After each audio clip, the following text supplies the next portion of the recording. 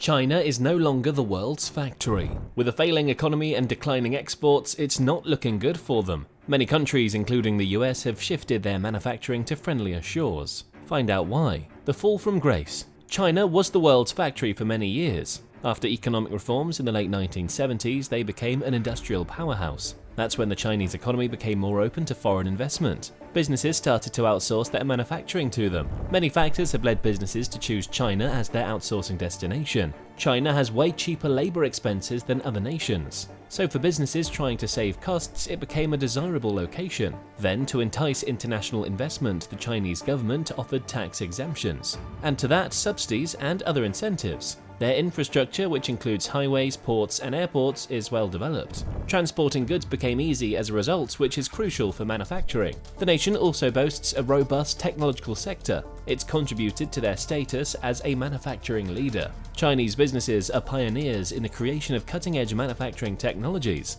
and that's helped in maintaining their competitiveness. China was leading as a huge manufacturer of electronics, apparel, toys, and furniture. Well, not anymore. Even back then, outsourcing to China wasn't always risk-free. For instance, businesses would experience problems with quality control. However, many corporations believed that the risks were worthwhile, given the potential rewards of outsourcing to China, which had been good. But China's status as a center of manufacturing has faced some difficulties lately. A rising number of businesses want to move their manufacturing operations from there. What's the cause? China's rising labor costs, for one. Then the ongoing trade spat with the United States. And to that, the worries about their political and economic stability. For instance, Intel is shifting some of its manufacturing from China to the United States. Microsoft is shifting part of its manufacturing from China to Europe. To increase quality and save prices, Nike is looking to shift too, somewhere in Southeast Asia. Dell has announced that it will move some of its manufacturing from China to Vietnam and Mexico, mostly to save costs and boost productivity. Other countries are taking advantage of China's downfall. This is the perfect time for them to take part in global manufacturing activities. Who's replacing China? Vietnam, India, Mexico, Indonesia, and Bangladesh. These countries have more affordable labor and a more stable political setting. They're also accessible to major markets, especially India. That country has made it obvious that it intends to boost its output in both production and the economy. The Indian government has made many efforts in recent years to achieve this. They've lowered company taxes and regulations and invested in infrastructure. Also, they're facilitating foreign investment in India. These initiatives have led to the economy of India expanding quickly in recent years. India's GDP expanded by 8.7% in 2022, the fastest rate of expansion of any significant economy, while China's exports experienced its largest decline in 3 years. The world's second largest economy's recovery prospects are in jeopardy. It's because of low global demand causing imports and exports to drop more than expected. In fact, the numbers hint that the nation's economic development may slow down much more this year. Beijing is under more pressure to speed up the post-pandemic recovery. But how? It's only getting worse. Apart from the slowdown caused by COVID, China's economy grew by just 3% last year. That's the worst rate since 1976. It's reflected the cost of the world's strictest COVID lockdown, especially because it went on long after many other nations had returned to normalcy. Shanghai was under total lockdown beginning in March 2022. In China's financial center and home to some 25 million people, what could you expect? Then, youth unemployment in China surpassed 20% in May. The population is aging. Plus, the housing crisis has undermined confidence. Geopolitical tensions between China and the US and others have further hurt trade. They also have prompted businesses to move their investments out of the country. Elsewhere, weaker economic growth has decreased global demand for Chinese goods. The result? China's exports fell for the third straight month in July. It was the biggest drop since the pandemic's peak in February 2022.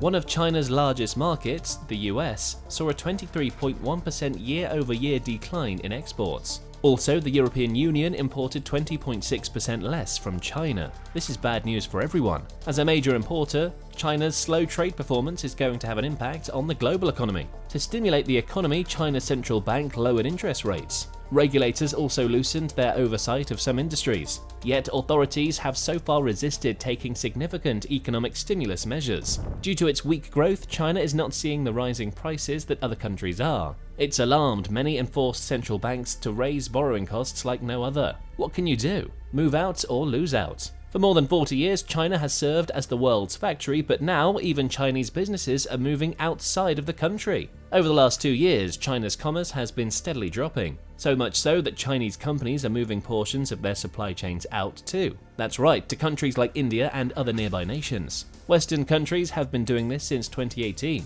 yes, when former President Donald Trump started a trade war with China. But local Chinese businesses are now imitating them. That's how badly they want to reduce risks. Again, it's a product of geopolitical risks, like hostilities with the US. Growing prices are driving everyone to explore alternatives. In this time, someone else is winning. India is expected to surpass China as the world's most populated country. You know what that means? They would benefit a lot from this shift from China. Most of the companies are going to Vietnam, Thailand, Malaysia, and Indonesia. Less expensive havens close to important consumer markets are also proving appealing. These include Mexico for the US market and Eastern Europe. Investment worth $770 million has come to small countries like Bangladesh too. The cost gap is huge. The average monthly pay in Bangladesh is about $120. It's way less, or less than factory workers in southern China take home. The young populations of countries like India and Bangladesh make them great alternatives, and they're playing smart. India is pitching itself as a substitute for foreign manufacturers, but it's also making an effort to draw Chinese businesses interested in the Indian market. Smartphone manufacturers Oppo and Vivo are already there. Also, the car maker SAIC. These are Chinese companies that already have manufacturing operations in China. Chinese car producers are also shifting to Thailand. They've been facing pressure from customers for so long. It's do or die. There's also been a flood of foreign investments into the Vietnamese economy. After 3 years of COVID-19 lockdowns, China's economy is now open. So a wave of Chinese businesses are setting up shop in Vietnam. A bit too late, maybe. Mexico is also becoming a top destination for Chinese firms looking to migrate, especially given that the US is a significant consumer market. In fact, the industrial park in Mexico was made in partnership with Chinese investors. It shows how even Chinese businesses are relocating closer to their important clientele. This way, businesses exporting to the US via Mexico cut shipping costs. Plus, they avoid paying high US tariffs on some Chinese goods. By the way, even Poland presents a chance for China's EV expansion into Europe. European car makers are looking for new locations for their factories, like BYD, an electric vehicle manufacturer based in Shenzhen. Oh, it's backed by Warren Buffett. And they want to establish their first EV facility in Europe. Things are looking great for all these countries, right?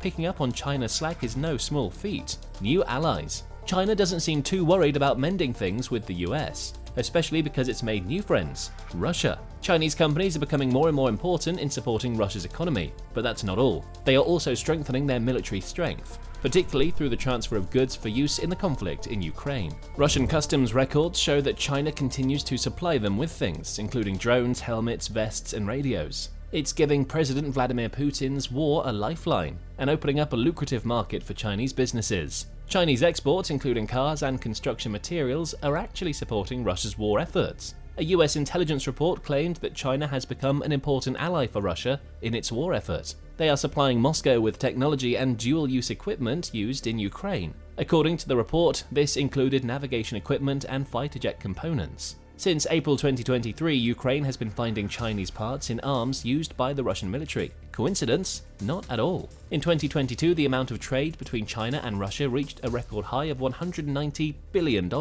That's an increase of 30% from 2021. The amount of trade will surpass that amount this year, reaching $134 billion by the end of 2023. Currently, around half of Russia's imports come from China. The US has banned the trade of some sensitive technologies with China. Other Western allies are also keeping their distance. There will be huge repercussions for Beijing if they continue this way. Their whole relationship with Western allies can go to waste. We're talking about everything from politics to economics. All if China continues to endorse Russia. There's going to be a meeting between Xi Jinping and Vladimir Putin. All eyes are on the details that come out of it. For now, China is in a huge slump. Their exports to the US were a major part of their economy which desperately needed a boost. Chinese civilians are continuing to riot against their government policies. There's a housing crisis, an unemployment crisis, and an aging population. The last thing China needs is to be sidelined by the world's most powerful countries. More and more businesses are moving out of the country, and it's not because China is so volatile lately.